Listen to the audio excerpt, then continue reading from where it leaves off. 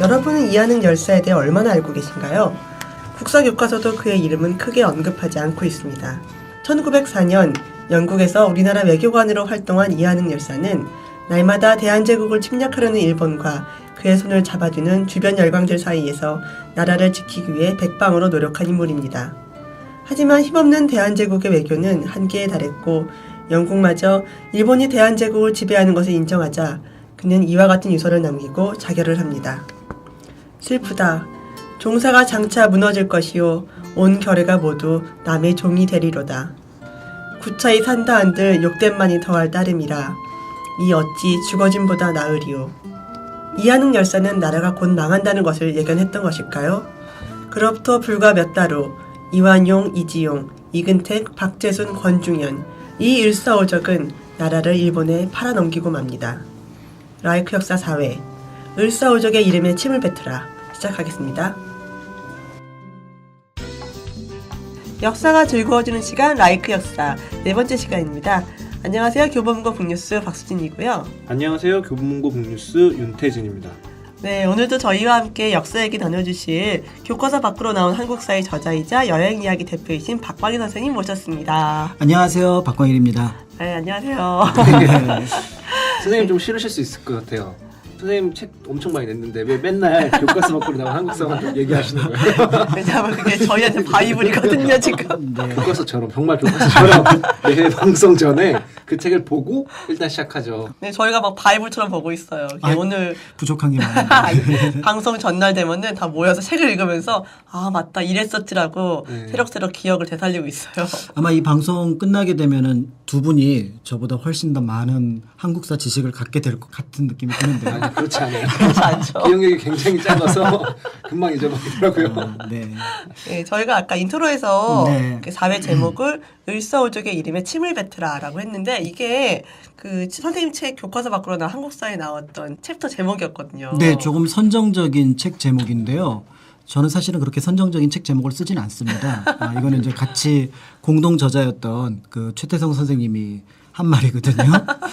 그래서 이제 아마 역사가 가지고 있는 무게 또는 역사가 가지고 있는 어떤 책임감 이런 것들을 얘기를 하려고 그렇게 좀 무서운 제목을 썼다라는 생각이 듭니다. 네. 네, 사실 오늘은 좀 암울한 주제긴 해요. 오늘 얘기할 게 을사늑약에 관한 이야기거든요. 그렇죠. 두 분 이거 녹음하러 오셨을 때 날씨 우중충했잖아요. 네. 네. 그때 혹시 이런 얘기 들어보셨을 거예요. 을씨년스럽다. 들어보신 적 네. 있죠? 네. 그러니까 날이 막 비가 올 것 같이 네. 바람도 불고. 귀신 나올 것 같고 막 그런 느낌? 근데 이 을씨년스럽다가 사실은 을사년, 을사늑약이 있던 해의 날씨 그런 느낌의 날씨라는 거예요. 그러니까 한국에서 을사늑약이라고 하는 게 얼마나 많은 사람들한테 충격이었는가를 보여주는 얘기기도 하죠. 그래서 지금은 그 뜻을 그냥 대체로 쓰지 않고 그냥 날씨가 안 좋으면 을씨년스럽다라고 얘기를 했지만 보통 그렇게 날씨에 대해서 어떤 역사 내용이 들어가 있는 경우가 드문데 여기서는 이제 그렇게 쓰이는 거죠. 그러니까 오늘 날씨처럼 좀 이렇게 우울하고 좀 어두운 그런 얘기가 될 것 같습니다. 저희가 오늘은 좀 우울한 이야기를 하겠지만 그래도 저희 한국 근현대사 얘기하면서 꼭 짚고 넘어가야 할 주제인 것 같아요. 그래서 저희가 역사를 다루는 팟캐스트니까요. 을사늑약에 대해서 선생님께 한번 좀 깊게 말씀 들어보고 궁금한 것들 한번 풀어보도록 하겠습니다. 저희가 뭐 사실 을사늑약에 대해서 네. 국사 교과서에서 사실 다루긴 하지만 네. 짧게 나오거든요. 정말 그 을사늑약이 체결되었다 이 정도만 알고 있지 네네. 그 과정이라든가 뭐 그런 의미라든가에 대해서 깊이 들어가진 않는 것 같거든요. 을사늑약이 마치 불현듯 온 것처럼 얘기를 하지만 이 을사늑약은 일본으로 볼 때는 어떻게 보면은 그 당시 국가의 운명을 건 중요한 사건이었고 또 한편으로 그 중요한 사건이란 게 하필이면은 한국의 숨통을 죄는 그런 사건이었죠. 을사늑약에서 가장 중요한 핵심은 하나였어요. 바로 외교권. 예. 근데 우리가 어떤 나라가 주권을 갖고 있다 없다를 결정짓는 가장 중요한 것 중에 하나가 외교권이 있느냐 없느냐니까 사실은 1905년에 대한제국 그리고 더 넓게 보면 조선이라고 하는 나라는 망한 거죠. 물론 정식으로 일본의 병합 과정을 거치는 건 1910년입니다. 8월 29일이긴 하지만 사실은 1905년에 더 이상 조선은 누구에게도 우리의 상황을 공식적으로 얘기할 수 있는 상황이 되지 않았으니까 이때 망했다고 보면 되는 거죠. 그러면 우리나라에 전혀 의향은 묻지 않고 자기들끼리 이미 다 끝난 거네요. 얘네들이 조선을 지배하겠다라고 하는 거는. 그렇죠. 그러니까 그 당시 상황이 어떤 거냐면은요. 되게 힘센 그 깡패가 네. 지금 저 사람이 지갑이 있어요.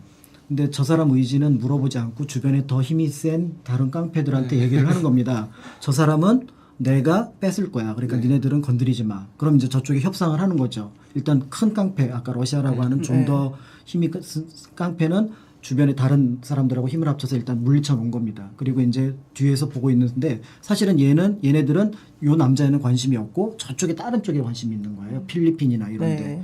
이제 그래갖고 그거 협약을 해놓고 이제 뺏으러 간 겁니다. 그러니까 쉽게 얘기해서 우리나라한테는 의도를 물어볼 필요가 전혀 없는 거예요. 왜냐면 우리 걸 뺏어갈 거니까. 네. 이제 그런 상황이에요. 예. 그러니까 정말 우울한 거죠. 근데 이제 문제는 그 지금 지갑을 곧 뺏길 처지에 있는 지금 불행한 그 사람은 사실은 저쪽에 멀리 있는 그 다른 깡패가 네. 사실은 자기를 도와줄 거라고 생각을 했어요. 그쵸. 예. 그쵸. 그 깡패는 미국이 됐든 미국이죠. 네, 미국이 됐든 러시아가 됐든 그런데 미국은 이때 조선에는 별 관심이 없고 마침 지금 스페인한테 빼앗아놓은 필리핀을 지키는데 그러니까 일본이 필리핀이 훨씬 가깝잖아요 미국보다. 네. 그러니까 일본한테 너네들은 필리핀으로 넘어오지 마라라고 얘기를 맺게 되는 거죠. 그게 이제 나중에 뭐 일본의 총리가 되는 가스라 또 미국의 그 대통령이 되는 하워드 태프트 사이에 네. 맺어진 그래서 가스라 태프트 조약이라는 게 바로 그런 내용들을 포함을 하고 있는 거죠.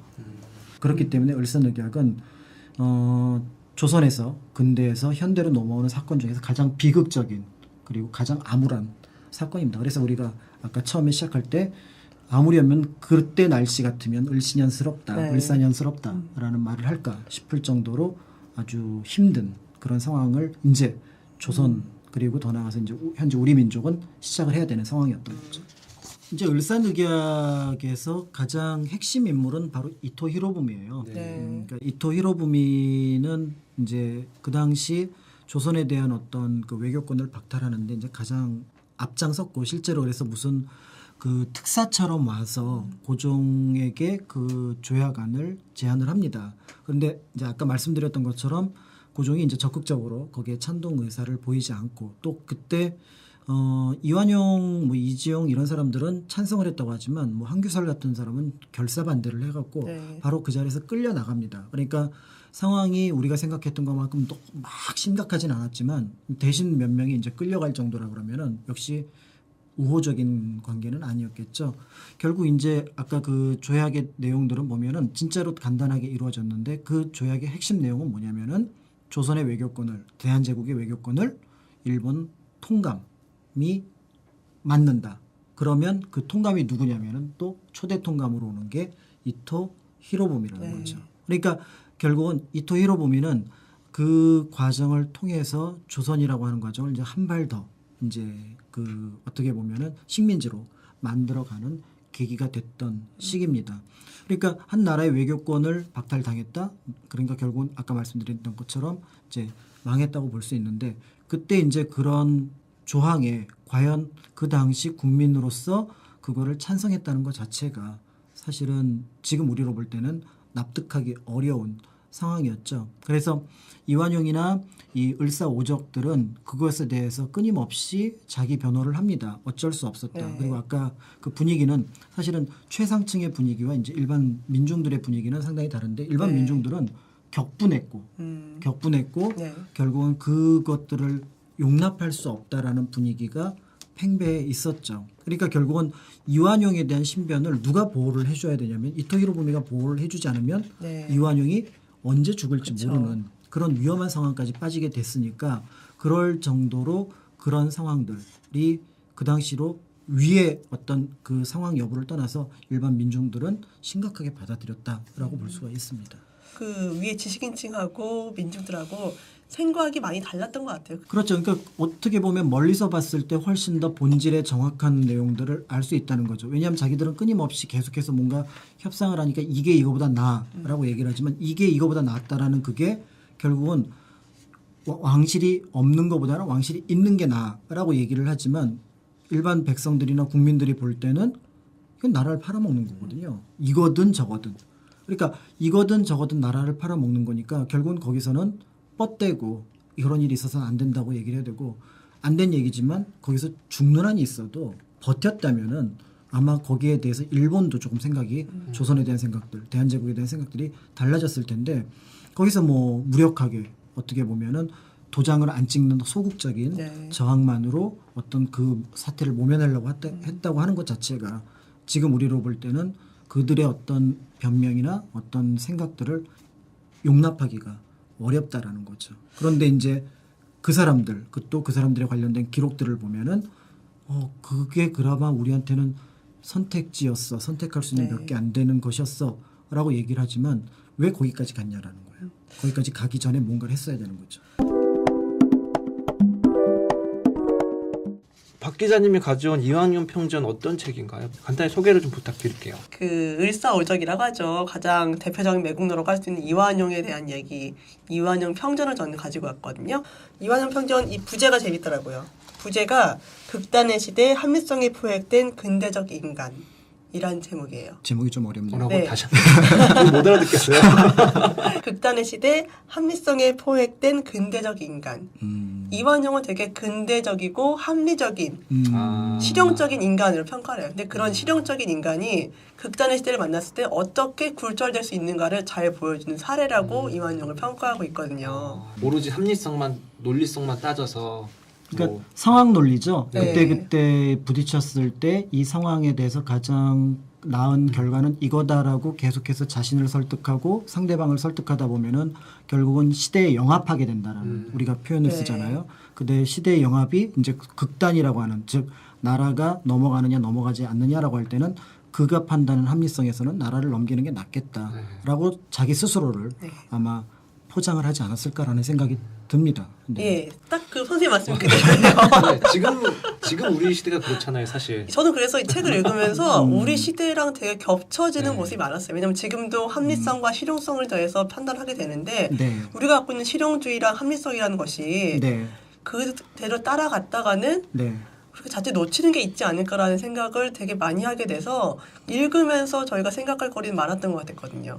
그렇죠. 그래서 사실은 역사에서 보면은 위인이나 위대한 인물들, 어떤 훌륭한 인물들을 연구하는 것들은 뜻밖의 별로 중요하지 않을 수도 있어요. 왜냐하면은 그분들은 대체로 천재잖아요. 그리고 특별한 노력을 하신 분이니까 이제 저렇게 살아야겠다라는 어떤 그리고 그분들이 뭘 만들어놨는지 이렇게 고민할 수는 있는데 같이 살아가긴 어려워요. 그런데 거꾸로 범인이었지만 그러니까 보통 사람이었지만 한편으로는 나쁜 사람으로 평가받는 사람들의 생활 모습을 우리가 기억하지 못한다면은 어쩌면 우리도 모르는 사이에 우리를 합리화하고 그런 과정 속에서 나쁜 사람처럼 되어버릴 가능성이 있다라는 거죠. 네. 그렇기 때문에 이제 그런 것들을 두렵게 만들어 주는 게 바로 역사죠. 그래서 아까 두 분이 얘기하셨던 것처럼 을사늑약 참 다루기 싫은 내용이지만 네. 그리고 또 거기에 관련된 인물들을 얘기하는 것도 힘이 들지만 그래도 그런 얘기를 해야 되는 게 우리가 바쁘다는 일상 속에서 놓아버렸던 가치에 대한 부분들을 다시 한번 생각해 볼 수 있는 시기가 아닐까. 그래서 그 공동 저자였던 최태성 선생님이 네. 저렇게 선정적인 제목을 붙였을 것 같다는 생각이 들어요. 그래서 그 네. 밑에 보니까 그 설명이 또 달려 있더라고요. 네. 내가 나중에 누군가로부터 그 침을 뱉는 이름으로 되지 않기 위해서 어떻게 살아야 될까 네. 이런 고민을 하라고 얘기를 했는데 아마 역사가 가지고 있는 공동체에 대한 어떤 유지를 위한 기여 이런 어떤 위치 때문에 그런 게 되지 않을까 싶은 네. 생각이 들어요. 책 자체는 되게 어렵지 않게 술술 읽혀서 저는 뭐 한번 근현대사에 관심 있는 분들이라면은 한 번쯤 읽고 넘어갔으면 좋겠더라고요. 저는 이런 책 안 읽을 것 같아요. 음.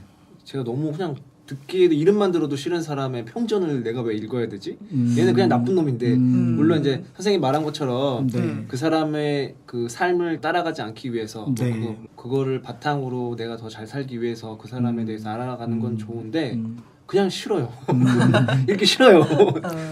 근데 제가 이 책 읽기 전에 개화파 얘기하면서 개화파 열전이라는 책을 읽었거든요. 네네. 그 책에도 이완용이 잠깐 한 챕터로 등장을 해요. 네. 근데 그때 만났던 개화파 인물들의 삶이 전 되게 흥미로웠거든요. 그렇죠. 그래서 네. 이완용 평조도 마찬가지로 흥미로웠어요. 그러니까 똑같은 그 독립협회 인물이었지만 저번에 우리가 얘기했던 서재필과 윤치호가 네. 어떤 방향으로 나중에 네. 흘러갔는가라는 것들을 고민을 했었잖아요. 그러니까 그런데 이제 그래도 또 윤치호조차도 욕을 했던 인물이 이완용이에요. 더 그렇죠. 음흉하다고. 예. 그래서 저런 사람하고는 절대로 상대를 못 하겠다라고 얘기를 했는데 사실은 그조차도 독립협회 때 한때 대표까지 맡았던 네. 그런 인물이었으니까 이제 그 사람이 도대체 왜 그렇게 변해갔을까? 그다음에 이제 그 사람이 변해갈 수 있었던 바탕은 무엇이었을까? 이렇게 생각을 해보면은 아까 책 제목에서 얘기했던 합리성, 그다음에 또 근대 이런 것들을 포장을 잘하게 되면은 그럴 수 있겠다라는 생각이 들기도 합니다. 네. 이완용 평조 읽다 보니까 가장 먼저 든 생각은 고종이 제일 나쁘다. 또요. 우리 몇 주째 계속 고정 얘기했는데 고종이 더 나쁘다. 이완용도 나쁘지만 고종도 나쁘다. 이런 생각이 가장 많이 들었습니다. 고종이 1919년에 돌아가시니까 그때까지 계속 고종 얘기는 나오겠는데. 네. 근데 막 그 이 책 중간에 보면 그 을사늑약을 조율하는 과정들이 약간 자세하게 나와요. 네네네. 근데 그 보면은 그 저희가 사실 제가 알고 있던 잠깐의 짧은 상식으로 본다면은 통념. 네네. 일본군이 적수공을 에워싸고 고종을 협박해서 그렇죠. 남산에도 이제 네. 군대 쫙 깔아놓고. 네. 을사오적과 일본군이 고종을 협박해서 문서에 조인을 하게 했다라는 게 일반적인 상식인데 이 과정을 자세히 들여다보니까 그건 또 아니더라고요. 오히려 뭐랄까 고종은 이토 히로부미 만나기 싫어서 네. 자 대신들이 알아서 하시오 하고 자기는 뒤로 물러나려고 그러고 이토 히로부미는 대신들 말이 무슨 소용이 있냐 조선은 전제국가인데 대신들이 반대하는 거는 말이 안 된다라고 하면서 오히려 압박을 넣고 하면서 결국은 아무도 결정하지 않고 누구도 찬성하지 않았는데 을사늑약이 그냥 존이 돼버리는 이런 진행이 상황이 돼버리는. 되더라고요. 을사늑약 때 만약에 고종이 저항하다가 그쵸. 죽었다. 네, 네. 어떻게 됐을까요? 그러니까요. 사람들이 좀 더 일어날 수 그렇죠. 있겠죠. 그러니까 이제 그런 상황을 만들어냈다면 심지어는 뭐 거기까지는 가지 않더라고 하더라도 또 끌려가서 감금됐다거나 이 정도라도 됐어도 유폐됐고 그다음에 어떻게든지 뭐 나가려고 했고 막 이렇게 됐다고 하면은 그걸 들었던 사람들은 조금 달랐겠죠. 그렇죠. 근데 뭐 나는 인후통이라서 나갈 수 없으니 대신들이 알아서 조약을 하도록 하시오. 이게 말이 돼요. 컨택 600 드려야죠. 그 얘기 듣고 너무 어이가 없어갖고 좀. 타이레놀 드림 나오시려나? 윤 PD가 가져온 책은 어떤 책인가요? 네, 저는 최정훈 작가의 한국인의 탄생이라는 책을 가져왔습니다. 어떤 책이냐면 좀 약간 특이해요. 보통 이제 우리의 역사를 다룰 때 그냥 역사적인 사건이나 뭐 문제들을 바탕으로 그 조사를 하잖아요. 근데 이 작가는 한국 소설, 한국 문학을 바탕으로 그 역사를 해석을 해요. 제목이 너무 거창해요. 한국인의 탄생. 그러니까 그렇죠. 한국인의 탄생은 저기 기원전 2333년에 그거부터 당군 할아버지부터 보통 시작을 하는데. 네. 이제 여기서 말하는 이 한국인이란 우리 한국 민족이란 거에 민족 의식의 어떤 민족 의식의 탄생 그걸 탄생. 먼저 네. 말씀하는 네. 말하는 그런 거고요. 네. 그 시대 옛날 그 일제 시대나든지 뭐 그 시대의 작가들이 쓴 작품을 통해서 혹은 또 그 시대의 기사 같은 걸 통해서 그때 작가들이나 그때 사람 시대 국민들은 어떤 생각을 갖고 있었는지 그걸 좀 유추해 보는 그런 책이에요. 그 을사늑약에 대해서도 다루고 있는 챕터가 있는데 어떻게 여기서 묘사하고 있냐면 1905년부터 매국노, 오적신, 즉 나라를 팔아먹은 반역자들에 대한 전국적인 분노가 이어졌다. 일진의 활동과 을사조약, 오적신에 관한 소식은 당시의 모든 조선 사람들에게 엄청난 충격이었다. 을사조약의 소식을 들은 한국인들의 반응은 참담했다. 황해는 다음과 같이 전한다. 이로부터 도성 사람들은 사기가 저하되어 마을마다 수천 명, 수백 명이 떼를 지어 큰 소리로 나라가 이미 망했으니 우리들은 어떻게 살란 말이냐라고 외쳤다. 그들은 미친 듯이 슬퍼하고 꾸짖고 발길을 서성거리며 그들의 요구를 수용하지 않을 듯이 보였다. 이에 일본인들은 병사를 파견하여 순찰을 돌게 하여 비상사태를 대비하였으나 우연히 그들을 헐뜯는 말을 해도 결국 금지하지 못하였다. 이런 광경은 한 달간이나 계속되었다. 당시 그 국민들이 반응은 좀 어땠나요? 아마 그 을사늑약 직전까지만 하더라도 일본이라는 나라에 대해서 아마 많은 사람들이 환상을 가지고 있었을 겁니다. 그러니까 동아시아에서는 드물게 어쨌든 유신에도 성공을 했고 근대화를 성공을 시킨 나라다. 그러니까 그 직전 심지어는 러일 전쟁까지만 하더라도 일본에 대해서 그 침략 의도는 없고 이들은 단지 아시아를 대표하는 나라일 뿐이다라고 생각을 했을 텐데 이제 을사늑약을 통해서 그 목적이 무엇인지 정확하게 밝혀진 거죠.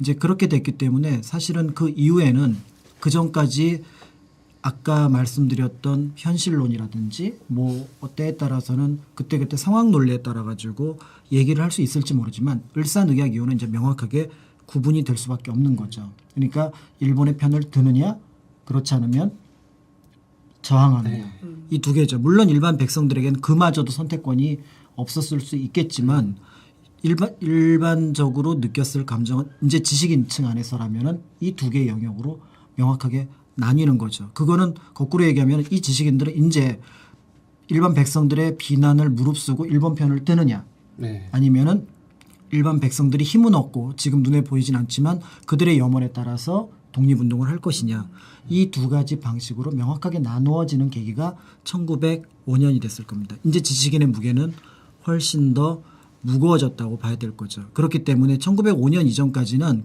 우리가 개화파가 됐던 뭐 독립협회 회원이 됐던 때에 따라서는 그때그때 어떤 지식인들이 되었던 이게 친일이냐 아니냐를 논쟁하는 것이 상당히 어려울 수 있지만 1905년 이후는 그런 논쟁에서는 우리는 비교적 이제 쉽게 판단을 하게 되는 거죠. 결국은 한 나라가 주권을 주고 한 나라가 망했다. 그럼 이제 이 나라는 누가 다스릴 거냐. 지금은 통감이지만 아마 전체적인 흐름으로 볼 때는 결국은 1910년에 우리가 겪었던 것처럼 일본인이 이 나라 전체를 다스릴 거라는 거죠. 그러면은 우리는 누구냐라는 고민 속에서 지식인들은 그래 나는 일본인이야 라고 생각하는 누군가는 계속해서 친일 활동을 할 거고 그 다음에 나는 일본인은 아닌데 일본인의 지배를 받는다? 그거는 아닌 것 같다라고 하면은 독립운동 그리고 더 나아가서 이제 새로운 뭔가를 만들어내기 위한 노력을 할 겁니다. 그래서 1905년 이전과 1905년의 이후에 지식인들의 모습은 많이 달라졌다 이렇게 볼 수가 있을 것 같습니다. 을사늑약이 이루어졌던 장소죠. 네. 덕수궁 중명전에 한번 갔다 와봤는데 네네. 거기 들어갈 수 있더라고요. 네, 얼마 전부터 이제 거기를 그 헤이그 특사 또는 그런 내용들 관련해서 볼 수 있는 전시관으로 네, 만들어놨죠. 근데 제가 그 건물에 저 혼자밖에 없었는데 네. 분위기가 너무 약간 이상한 거예요. 진짜 을씨년스러운 분위기. 네. 그 방에서 제가 혼자 들어가 있으니까 좀 분위기가 묘하고 약간 분위기가 좀 우울하면서도 그 현재가 아니라 정말 역사가 느껴지는 공간이라는 생각이 들었거든요. 아마 혼자 계셔서 그랬을 거예요. 조금 더 우울하게 느껴지시지 않았을까. 뭐 날씨도 좀 그렇고. 네네네. 그러네요. 근데 역사 공부하는 기분은 이렇게 좀 어떻게 보면 좀 다지고 오셨겠네요. 네. 중명전의 그 을사늑약에 대한 문서가 전시돼 있었어요. 원래 그 중명전이 저기 덕수궁, 그러니까 예전엔 경운궁으로 불렀었는데 그 안에 있던 건물이에요. 네. 근데 그 안에 없고 밖에 있죠 지금은. 완전 속았어요. 왜 밖에 나오게 된 건가요? 덕수궁이 네. 큰 영역인데 그 사이에 네네. 잘리고 하다 보니까 중간에 뭐가 이렇게 들어가 있어요. 그게 이제 그 원래는 이제 경운궁이라고 불렀고 나중에 이제 고종 황제한테 덕수라는 그걸 이 존호를 이제 순종이 올려요. 네. 그러니까 이제 그 순종은 창덕궁에 머물고 그 다음에 이제 고종은 지금의 덕수궁에 머무니까 이제 경운궁이라는 이름을 덕수궁으로 부르는 거죠. 그래서 사실은 원래 궁궐 이름으로 따지면 경운궁이 맞아요. 그런데 이제 고종이 1919년에 돌아가기 전까지만 해도 물론 그 전에도 이미 여러 조각이 잘려 나갔지만 돌아가고 난 다음부터 그 일제가 그 궁궐의 영역을 여기저기 팔아 넘겨요. 네. 그 팔아 넘기니까 예전에는 궁궐 안에 있던 건물들이 생뚱맞게 궁궐 바깥쪽에 떨려 나가서 궁궐 담장 바깥에 있는 거예요. 네. 그 대표적인 그 건물이 사실은 중명전입니다. 중명전은 상당히 중요한 그 당시 고종으로 볼 때는 외국 사신들도 만나고 어떻게 보면은 거기서 어떤 여러 가지 정책도 협의하고 그랬던 공간이었는데 그 중요한 공간이 한때는 개인 회사의 사무실로 쓰였던 거죠. 그나마 이제 지금은 그 부분을 서울시에서 운영을 하면서 그 당시 뭐 울산늑약 그다음에 또 관련된 헤이그 특사도 네네. 관련돼 있으니까 그런 내용들을 이제 거기서 보여주고 있습니다. 덕숭은 참 오랜만에 가봤거든요. 그렇죠. 옛날에 덕수궁 하면은 그 정동 옆으로 난 네, 돌담길. 그래서 네. 덕수궁 돌담길 이렇게 걸어가면은 참 좋고 실제로 지금 제가 서울 여러 군데를 다녀봐도 그 돌담길처럼 특히 이제 꽃피는 봄, 네. 그다음에 이제 낙엽 떨어지는 가을에 걸어가면은 그만큼 운치 있는 곳은 드문 것 같아요. 네. 그래서 제 개인적인 생각으로는 이제 궁궐 공부하려면은 덕수궁을 가고요. 근데 이제 그렇지 않을 거라면 그 바깥쪽에 돌담길 돌면서 중명교원도 보시고 또 그 옆에 가면 이제 정동교회도 있고 네. 또 그 뒤로 쭉 가면은 옛날 러시아 공사관 네. 아관파천의 네. 현장이죠. 이제 그런 곳까지 갈 수 있으니까 산책 삼아 또 나들이 삼아 가시기도 좋은 곳이에요. 네. 덕수궁이 그 애인과 함께 걸으면 사랑이 이루어진다는 데 아니에요? 아니걸요? 거기에 대해서는 의견이 분분합니다. 같이 걸으면 헤어진다는 네. 얘기도 아, 있어요. 그래요? 네. 저도 그쪽 얘기로 많이 들어서 네. 제가 잘못 알았나요? 큰일 났거든요. 걸면 안 된답니다. 네. 아니, 아무튼 덕수궁 안에 중요한 건 없었지만 제가 덕수궁을 한 바퀴 쭉 돌다 보니까 덕수궁이 되게 좀 약간 특이한 느낌? 특히 석조전이라고 약간 그 서양식 건물이 있으니까 네. 느낌이 많이 다르더라고요. 다른 네. 궁전들하고는요. 우리나라 유일의 석조 건물, 그러니까 네오클래식 네. 신고전주의 양식으로 지어진 건물이죠. 네. 그래서 한때 덕수궁은 많은 분들이 비판을 했어요. 서양식 건물이 들어와 있는 궁궐이라고. 그래서 궁궐을 망가뜨렸다.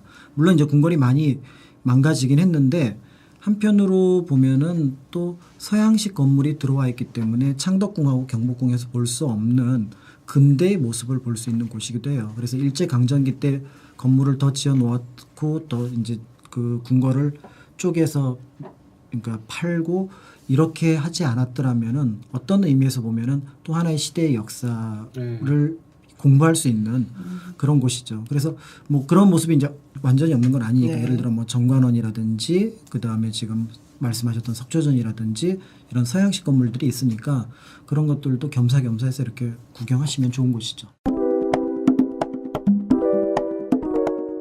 네, 라이크 역사 4회 을사오족에게 침을 뱉어라. 벌써 마칠 시간이 되었는데요. 아까 소개한 책이 이완용 평전처럼 네. 어떻게 친일 매국노로서 나라를 팔아먹은 사람도 있지만 네. 오프닝에 때 소개했던 이하능 열사처럼 뭐 자결을 하시거나 이후에 독립운동 하신 분들도 많을 거예요. 네. 그렇죠. 그러니까 우리는 지금 이완용을 중심으로 얘기를 하고 있지만 사실은 우리가 역사책에서 많이 본 것처럼 이하능 열사가 네. 그 영국에 이제 외교관으로 갔지만 지금 영국이 일본의 편을 들려고 한다는 그런 사실에 절망하고 목숨을 끊었던 분이죠.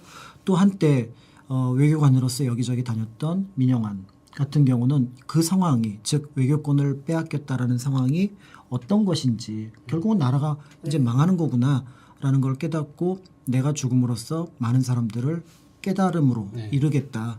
그러니까 그런 느낌들을 했던 분들이 상당히 많았죠. 그러니까 결국은 우리가 그 당시 어떤 이완용이라든지 또 일진회라든지 이런 조직들이 친일활동을 했다고는 하지만 그들의 모습이 큰 흐름은 아니었고 그들은 단지 부각되었고 그 상황에서 우리가 관심을 갖고 볼 뿐이지만 대부분의 백성들은 지금 PD님이 읽은 것처럼 그럼 우린 누구지? 네. 우린 일본 사람은 아니잖아요. 일본말을 할 줄도 모르고. 그러니까 심지어는 이완용조차도 일본말이 익숙하지 않았다고 그러더라고요. 이제 그렇다고 할 때 그들이 선택해야 될 방식. 이 나라는 이제 일본이 다스리는구나. 아마 실감을 못 느끼고 처음에 얼마 동안은 절망을 했을 거예요.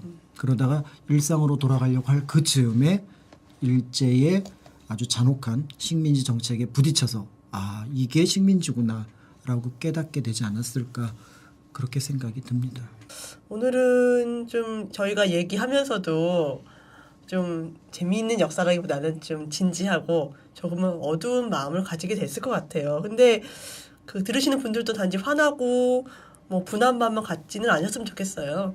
뭐 역사는 반복된다고 하는데 오프닝에서 말한 을사오족의 이름 있잖아요. 이완용, 이지용, 이근택, 박재순, 권중현 그리고 그 외에 다른 지식인들의 행위들을 돌아보면서 한 나라의 문명이 어떻게 되었는지를 살펴보고 함께 고민해보면 좋을 것 같아요.